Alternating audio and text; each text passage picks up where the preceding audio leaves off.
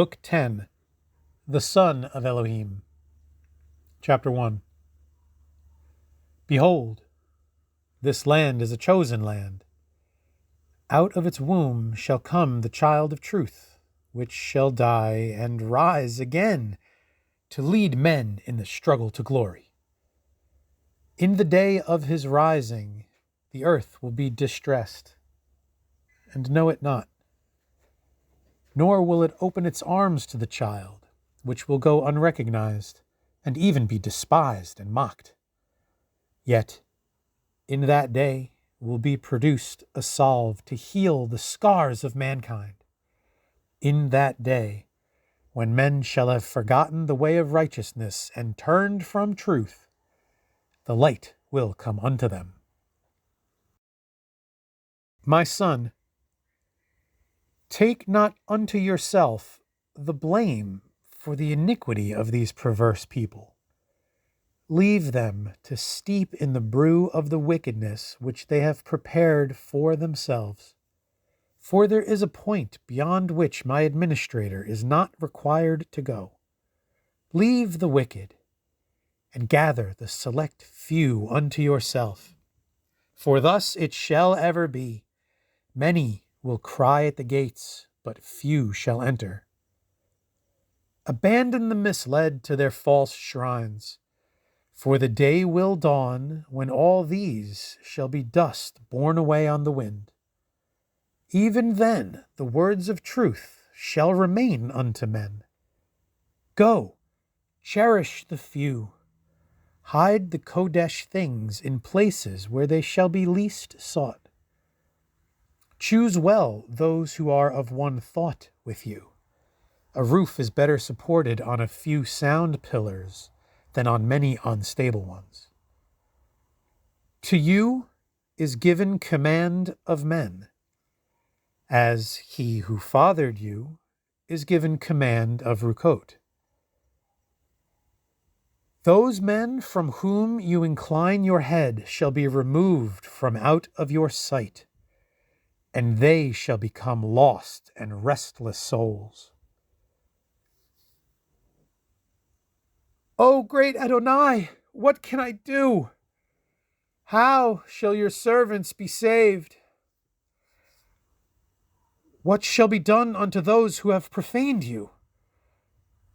What can I do to turn back the rising waters of iniquity and temper the wild winds of wickedness? How can the black cloud of ignorance be lifted? What shall be the just reward of those who have slain the faithful? Concern yourself not with those who have persecuted you. Leave them to follow the path of their own choice. Vengeance is with me. I will measure without stint. Justice never sleeps and never forgets. The reward of the wicked awaits them. In the great hall, justice will speak the final word. My son, your Abba Adonai, I who am, chooses you as the sower of seeds. I who am will guide your steps, and will open a door in the barrier that you may hear my voice. Let your eyes now see, and behold, I am who I am.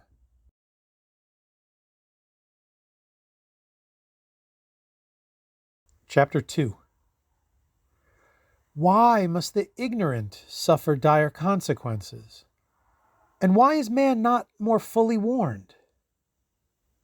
The ignorant do not suffer because they are ignorant, for that is the state into which they were born. They suffer because they are content to remain in that state, and have chosen to take the easy road of effortlessness.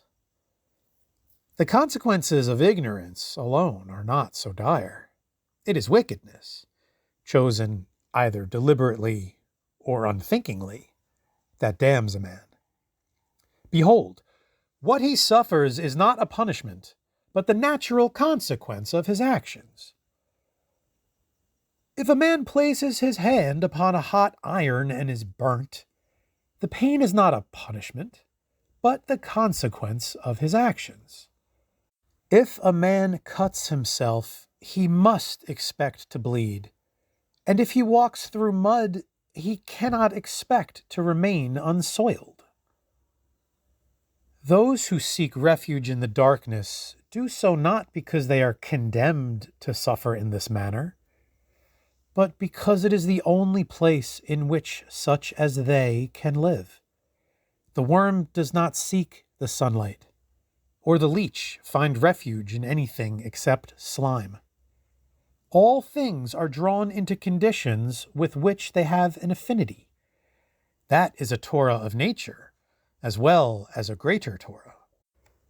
Man is sufficiently warned, for the light has never been denied those who seek it earnestly, and everything about him proclaims the Torah of affinity. I have not turned away from my children. My children have turned away from me by disobeying my Torot. This cry will echo down through the generations of man. My Elohim, why have you deserted me? And it will come from those who have deserted their Elohim. Yet that day is not far distant when men shall give ear to words of wisdom. For if their ears are stopped, they are lost. Men have said, as they will say throughout the ages, why, if El be almighty, can he not create perfection immediately? Why does he not create beings having the knowledge of divine love forthwith? Why have earth, with all its trials and tribulations? Know this, what appears to you as ages in time is to me but a flash of thought in a moment of eternity. I breathed in, the hosts of earth were not. I breathed out, and the hosts of earth were. I breathe in, and they are no more. All things exist within the Eternal One, and that which men know as the span of time is the act of creation. Mark the flight of an arrow from the hands of a bowman. It flies from the bent bow, time passes, then it finds its mark. But to me, the arrow leaves the bow and strikes the mark together. Distance, time, and change are not with me. Once I, your Adon, was not apart from man, my offspring. Now I am veiled from his sight. Not because I have willed it so, but because man has chosen to bring this about. The barrier between us grows ever more dense as man wantonly spurns his birthright. Henceforth, it may be penetrated by long and arduous preparations. And even then, those who would do so must know this key. Though there is a barrier between us, it is not impervious to the sincere prayers of a pure heart. This all men should know. As for you, my son, your days are numbered. You are now no more than the basket holding the seeds which will be strewn and sown by other hands. I come to you not because of your preparation, but because your Elohim is ever ready to incline towards men. Though many things of which I have spoken are not for the ears of men, for such knowledge freely bestowed would not benefit them. Many things are beyond their present understanding. Let these things therefore be recorded unto the generations of men yet unborn. Men are now as children and must learn again as children, being taught childish tales.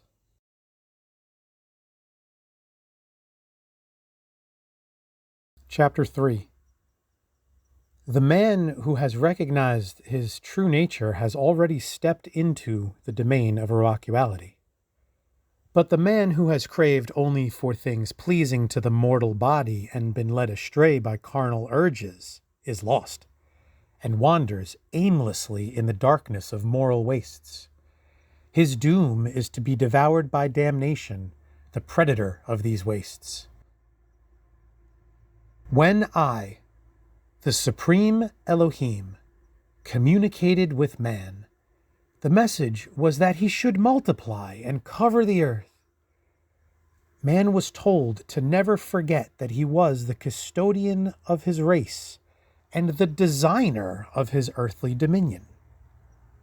He was also told that submission to carnal desires meant ruachual death, and that love is a lady worthy of the greatest respect, and not a menial serving maid attending to the demands of a master.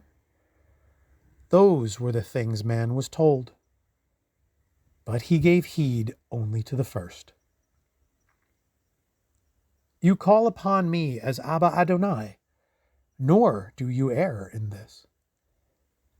Yet I am the hidden Adon, the El of secret manifestations, the wronged Elohim, the betrayed Elohim, the disappointed Elohim. I am the Adon who sought to give love divine to men by making them my heirs, making them partakers of divinity, co-creators with me. But men spurn their birthright, not through wickedness alone, but through their weakness and love of pleasure. Therefore the love once offered cannot now be displayed in all its glory. It cannot be revealed in its beauty. It must now be leavened with severity and chastisement. This, so that those who are the inheritors of divinity may return to it with undiminished powers, but purged of their weakness and love of unprofitable pleasure. This you should know, that men may know. Divinity of itself is not a created thing, and cannot be bestowed as a gift. It comes as the crown of achievement. I, the Almighty Adon, who, by taking thought, can create 10,000 worlds, say this.